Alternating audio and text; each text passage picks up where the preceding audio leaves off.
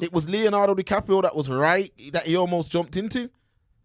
Blood So I'm trying to clot. show you that sport, they don't need, if that sport, if the fighters just stay ignorant, yeah? When I say ignorant, stop trying to go into boxing, just have tunnel vision. Them guys will get the paydays. And Francis Ngannou, there's more. All I can say to them,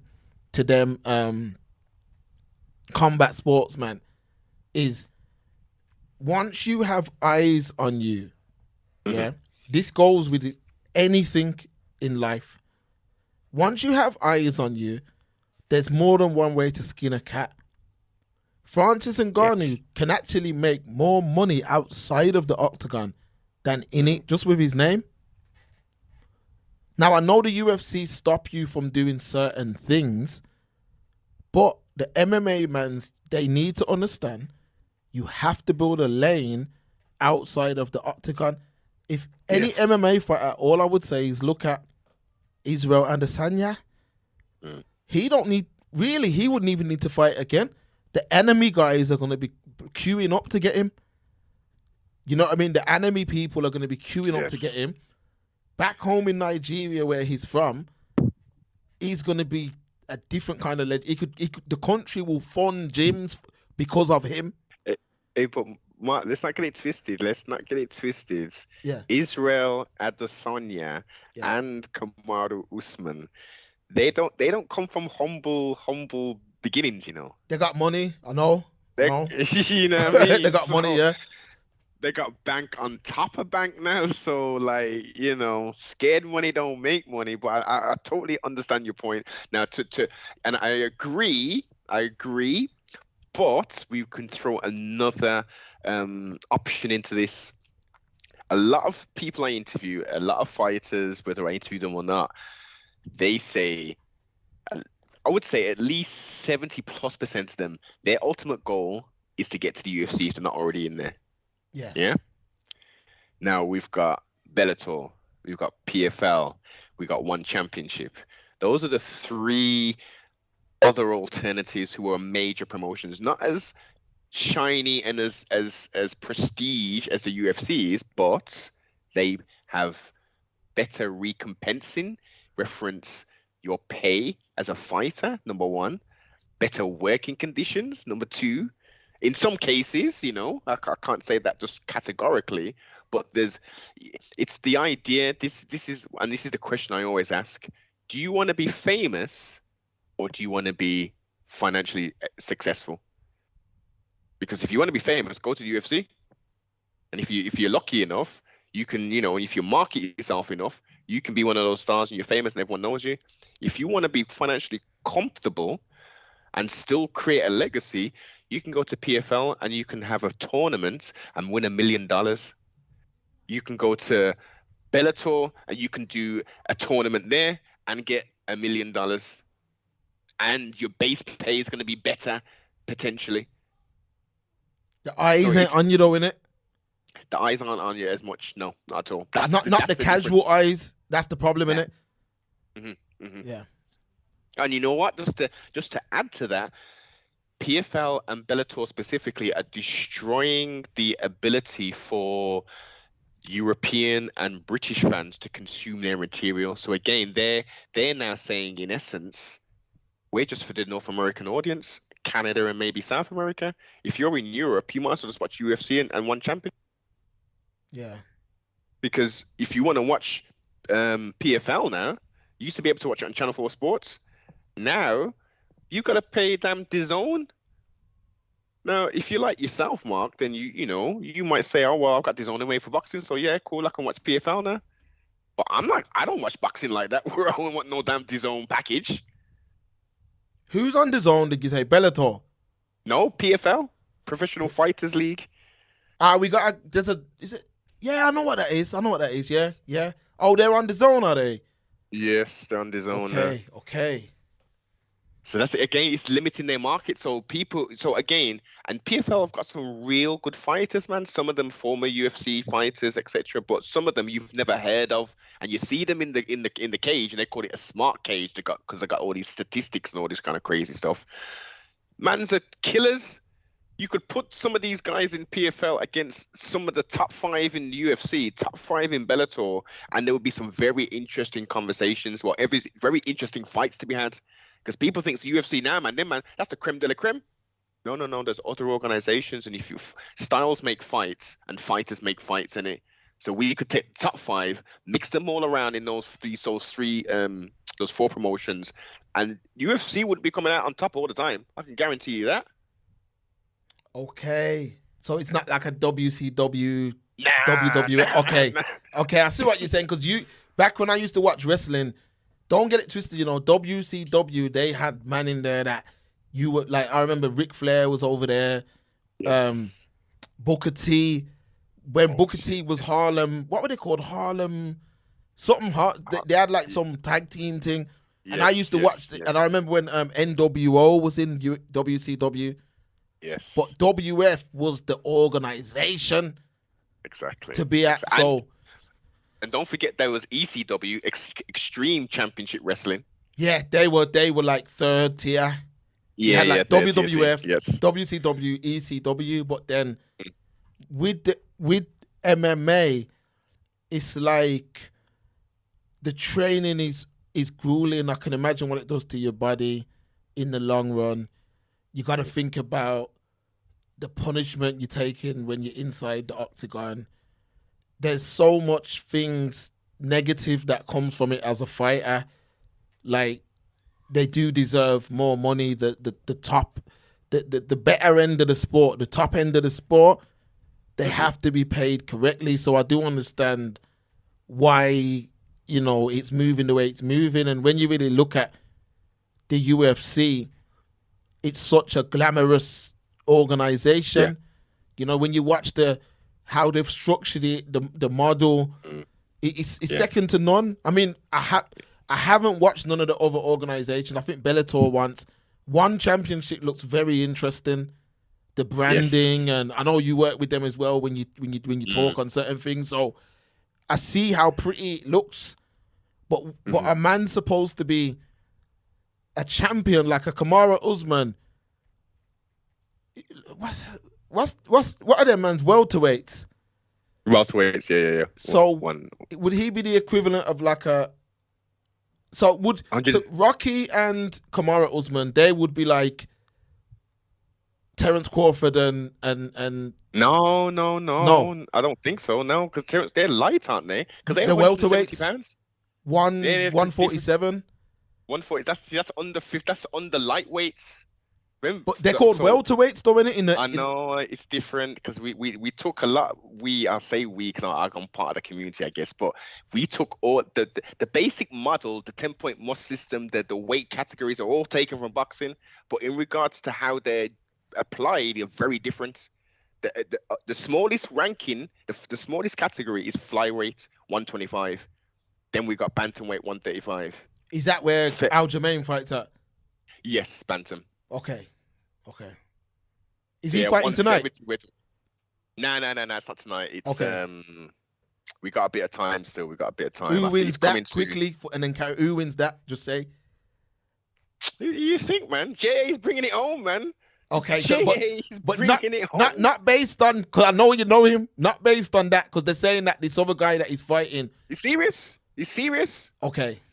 Henry Cejudo is serious. He got a split decision victory over the GOAT of that division, of the bantamweight division, which is Demetrius Johnson. My man has got the most defenses of UFC titles against anybody. He's now the champion of one championship. Yeah, it's a brother, innit? Brother, yeah, man. Bald-headed brother. He's into gaming and all that kind of thing as well. Why did he cut from the UFC? Because it was a trade. He didn't cut. An opportunity was afforded because ultimately he wasn't a pay-per-view draw for some reason. Because the lighter weight divisions, that people aren't really very much interested because it's very technical. Yeah, they don't have the power per se, so there's not many knockouts. Some people do knock people out. Don't get it twisted, because that punch hit in the right place on that jaw or that temple, you're going out. It don't matter who you are. So But them mans, it's a more of a technical back and forth, high volume. They're covering 3 miles, 6 miles in the space of 15 minutes because they're just running around, transitioning, flipping around, doing all kind of. It's hella entertaining. Hella entertaining. Some of the stuff you're looking, you're thinking, what the hell they're doing? But it's transition. They're flipping from half guard to north south to this and that, going for triangles, guillotine chokes. It's just spectacular in regards to the technique. The higher up in weight you go, we're dealing with power now. We still got the technique, but I got this right hand here. All I need to do is place it, you know what I mean? And the dance is done, so there's more chances of knockouts the higher up in weight you go. Okay. So, because when I look at it, I'm saying when I look at the MMA world, which I've been seeing man's training and all that for years, but in regards to the actual business of the sport, they definitely need more money. But I know that it's on the way. And anytime that a sport like this grows, because this is one of the few sports that have grown in our lifetime. Most other sports were fully developed, but a sport like this has grown to where it goes to the forefront. Eventually, more money comes into the sport. So I know you got Reebok. Mark, I know. Yeah, go to. Mark, let me just add to what you're saying. Yeah. In the lockdowns, the zombie apocalypse, as I refer to it as, the UFC was making the lion's share for Endeavor, their parent company. They kept them afloat, the UFC alone. Wow. And do you know how much different things they've got their fingers into? UFC brought in like 100 and something% of the profit. Fight Island. This is, do you see all of that thing? So now let's slide into the other news.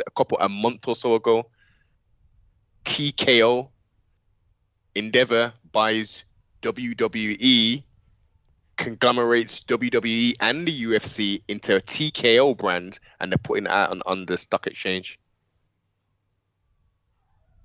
The implications are we haven't seen nothing yet. But what are the implications of that? Because that just shows you how much revenue the UFC are bringing in. And let's look at the monopolization of the MMA field, because we've mentioned the top boys, PFL, Bellator, One Championship. There are other organizations outside of that, guys. Like, for instance, LFA. We've got one over here, yellow insignia with black writing, called Cage Warriors. Let's just think, who used to fight in Cage Warriors? Conor McGregor. Who else used to fight in there? Paddy Pimblett. Who else used to fight? Yeah. So the Cage Warriors isn't owned by the UFC technically, but at some point they folded because they couldn't maintain the thing.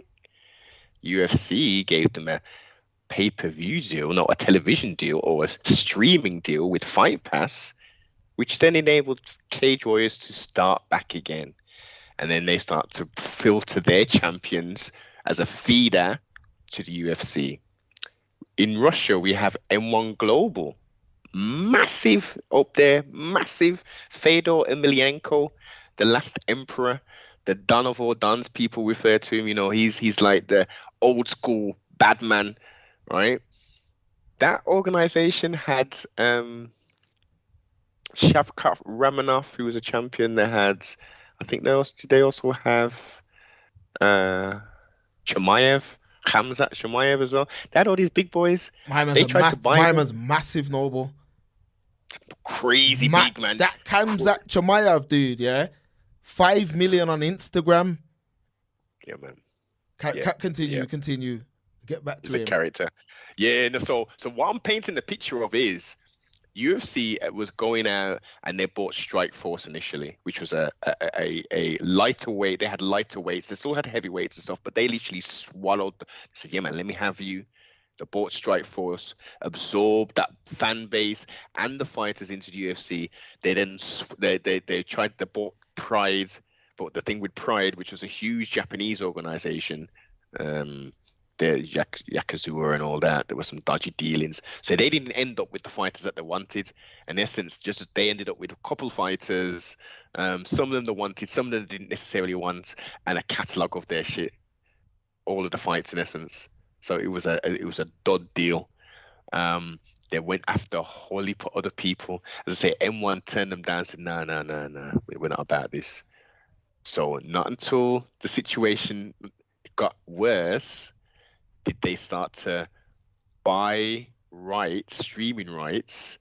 And by doing that, that keeps the local regional organization, your LFAs, your RFAs, your Cage Warriors, it keeps these local organizations going and keeps people feeding through with the hope and dream of getting onto the UFC. So they've created a ecosystem. Yes. Yeah. Cage Warriors ecosystem. Is that the biggest in the UK or is it Bellator? Yeah, that's. Well, they've got Bellator Europe, and they've also now got Bellator, not Bellator, PFL Europe, but in essence, the UK based, yes, Cage Warriors is the biggest. So, who are the biggest? I know, who are the biggest stars who have transitioned from? Can you name from Cage Warriors to UFC? Because I know we got. Who Israel?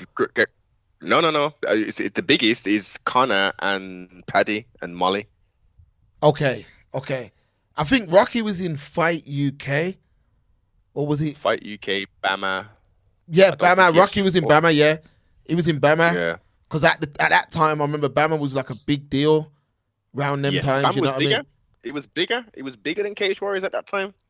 Well, Bama were like the next step, the step down from the UFC, innit? Exactly. But I don't know. The monies just don't seem to be about in that sport right now. I don't know why they're not. I don't know why guys. Well, if you look at Fabian Edwards, who's in Bellator, yeah, the purse of his next fight, I'll be reading the internet. It's meant to be like 175. That's good money, man. That's good money for both. This is what I'm saying, though. Bellator, they're not like UFC. They're not gonna do you like that. But again, everyone follows the UFC's model. The UFC model is let's bring a fighter in. We're gonna pay them show money and win money. So, okay, we're offering you for this fight, $50K if you win. If you don't win, you're taking home $25K. Yeah. So this is the foolishness. In boxing, a boxer would laugh at a promoter if they came to them and said that. Like, what are you talking about? You hold up. You sold 20,000 plus seats, the second highest in your records, and the biggest gate in this continent, like in Madison Square Garden, for instance, right? And you've made 32 million, and you're giving me what? What are you talking about? 400 bags. Yeah, it's crazy. It's absolutely crazy. I don't know how it can happen that way. It has to change because guys, all right, not a man who's earned his thing, a champion who is a learner of the sport, a master of the sport, but a learner of the sport, but a master, because a master always learns. So someone like Leon with the belt now, it should just be you get big P with the belt. Like, I'm talking multiple millions. Like, you should get all the deals while you've got the belt. Top contenders should get good money, but someone like that Khamzat Chimaev, these guys' star power is untapped because they bring a market that hasn't really, people ain't seen this market before. You know what I'm talking about, Noble? I'm going to talk it right now. They bring Muslims. Yes. And you got to check it. These men don't never stray from their faith. And they bring Muslim. There's a lot of Muslims on planet Earth, and they represent Muslims. So if you look at that alone, because I remember Khamzat Chimaev, I was watching him. He was being interviewed, and he would turn around and said, "What did he say?" He says, "They were asking him if he's got drama with Khabib, and he was saying, I ain't got no drama with Khabib, with brothers." And then he said, Alhamdulillah, which I hear that, I don't know exactly what it means, but I hear a man say that regular. And when you went in the comments, it was beautiful what people were saying to that man. So I was saying, yo, the fan base he's got. You know what I mean? His fan base is crazy, but he has to just keep winning. As long as he keeps winning, the money has to come. But I don't even... I think Rocky would beat him, you know.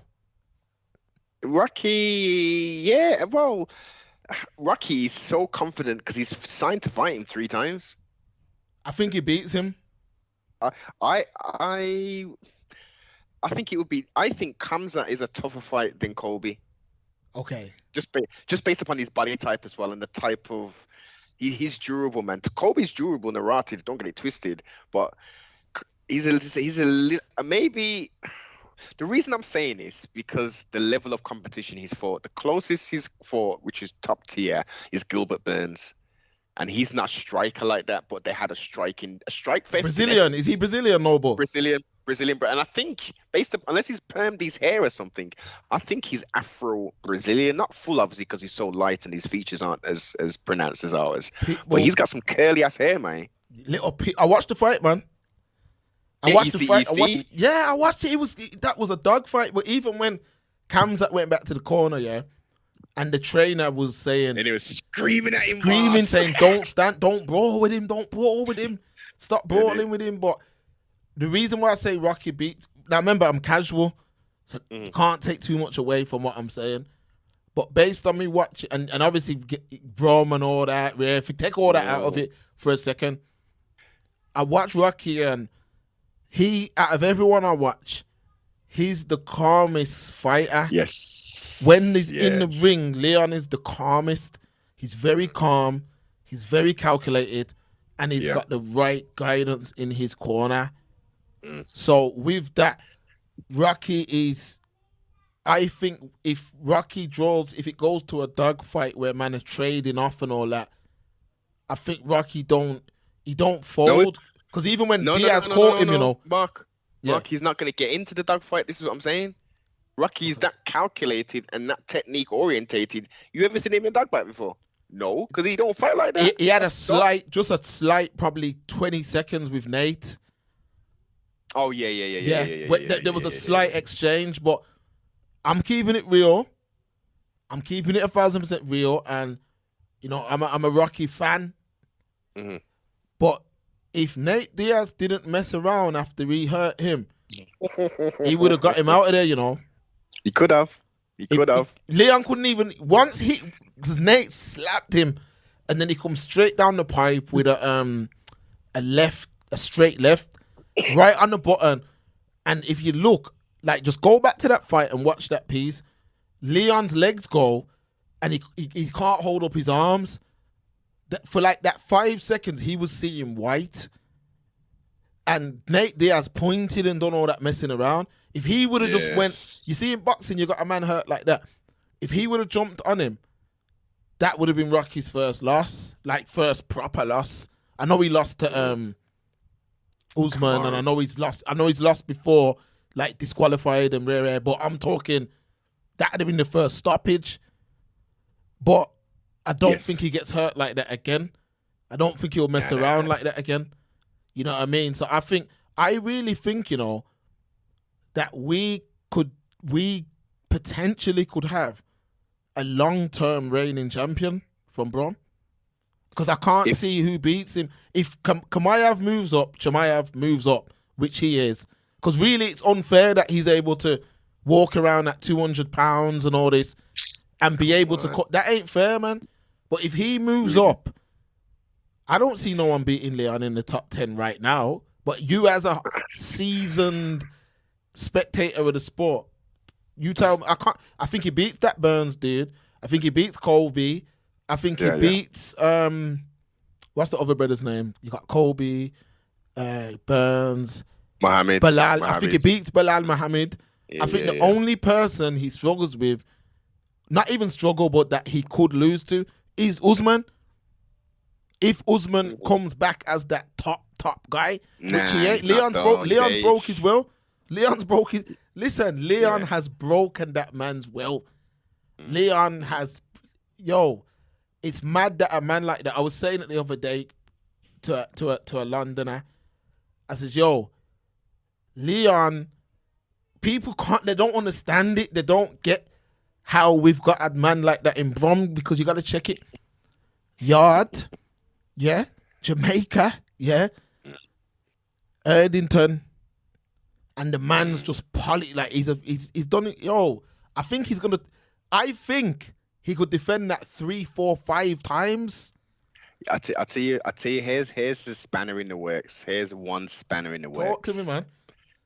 Shavkat Ramanov, 17-0. He's 5-0 in the UFC currently. My man's a serious problem. Where's he ranked? He's ranked number 7 currently. Okay. Does he get a shot at the belt anytime soon?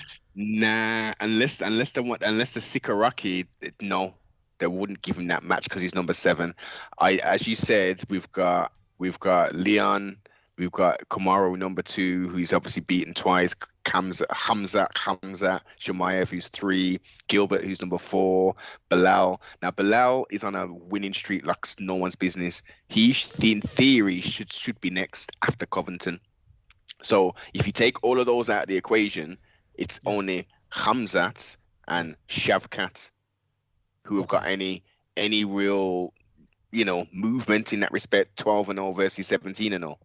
6-0 in the UFC for Kamza and 5-0 for Shavkat. After that, Mark, we're talking Stephen Wonderboy Thompson, who fought Tyron Woodley 3 times, or was it twice? That's light work though for Rocky. Light work, man. Yeah, that's Jeff light work for Rocky. He will do that there. Jeff Neal's good still, brother, from Texas, I believe. Vicente Luquez, I think Rocky's already fought him and beat him. He's number 10. And then Sean Brady. Sean Brady has potential. He's 15-1 currently. He has potential, but we're not talking anytime soon. We're talking 3 years or so, 2-3 years before he can crack. Yeah, this was the best point for Leon to win the belt. It was the best point because that Bilal, we've seen how he's going to do him already. If you look at all you have to do is look at when Leon fought Bilal the first time. Like before that stoppage, man was piecing that. Now, because that's why I asked you, I said, yo, does Bilal start to get busier as the fight goes on? And he wants that fight desperately, so he must be confident, but I can't. He's good. Oh, is he good? No, but he's good. He's good. There's no getting away from it. He's a good fighter. He's he's very well-rounded as well. He's very much like a Leon, if you think about it, skill-wise. Leon is better. I'm not saying that they're the same, but in regards to being well-rounded, he can strike. He's more of a wrestler, though. He's more wrestle heavy, but they're very similar height-wise, build-wise, that kind of thing. But as you said, he was dealing with him until those unfortunate eye poke. He was dealing with him. There was no competition. You know what I'm saying? Yeah, he was piecing him up, man. But his fights after that, he's dealt the business proper. Mr. Muhammad, he's done the thing in style. You know what I mean? So we were like, yeah, boss up Sean Brady. His last fight, I can't remember who he fought, but he's on the run, man. He's definitely on the run. Well, if all people need to do now is look at what Leon's achieved in the sport and then say to yourself, all right, cool. There's going to be a lot more people who just think about it. You're going to start to have, I know I'm all over the place, but when you look at, like, say, Masvidal, Covington, all the guys now, they started somewhere like there was a wrestler and then ended up learning the skill set. But what you're going to have now is people that have been in MMA since the age of 4, 5. Yes. That's going to be the next crop of individuals. Not people that started like 12, 13, 15, 18. Oh, I was a boxer, or I was a wrestler and then started to do all that, or I was a jiu-jitsu, or I was a kickboxer. You're gonna have men that have been doing everything from. We got that now, Mark. The last 5 years, that's what we're seeing. Okay. That's exactly what we're seeing, man and man. Not coming from a specialist sports, saying, no, I started when I was, as you say, 4, 5, 6, 7 upwards, doing training mixed martial arts. I've got an extensive amateur. Man, listen, they were saying on one of the, not last week, maybe the week before, that some fight, or may have been Bellator, but my guy must have had like 40 amateur fights or something before he turned pro. Damn. 40 and no amateur. So, you know, as you laying out, there is people who are specifically keyed in on that's the career path. I ain't doing wrestling, and I'll wrestle, but I'm not going to be a mixed martial artist. I'm not going to be a wrestler. I'm not going to be a kickboxer. I ain't going to be a boxer. I'm going to be all of that. Yeah. It's mad. I just like the direction. I just think, at the end of the day, it's entertainment, and people like to see grudge matches. People like to see entertainment. Conor McGregor understands that very well. He understood that very well when he came into the sport. It shouldn't be like that. Unfortunately, that's the world we live in. People need to be entertained in combat sports. It's not about my man, it's not about, oh, he's the best. It's about, you need that trash talk as well. You need that. You need all of that. You need to be able to, you see what I'm saying? You need to be able to sell the fight. You got to be able to sell the fight. If you're not selling the fight, man, something's wrong. No one can be watching. They ain't going to recoup their money. Then they're going to say, okay, let's go down to a 3,000 seat arena rather than the 20,000 seat arena. Real talk, man. Real talk. But all right, Noble, I know today was just a short one. We'll definitely do an extended next week. So yeah, man, we'll get onto it, people. But just a quick recap.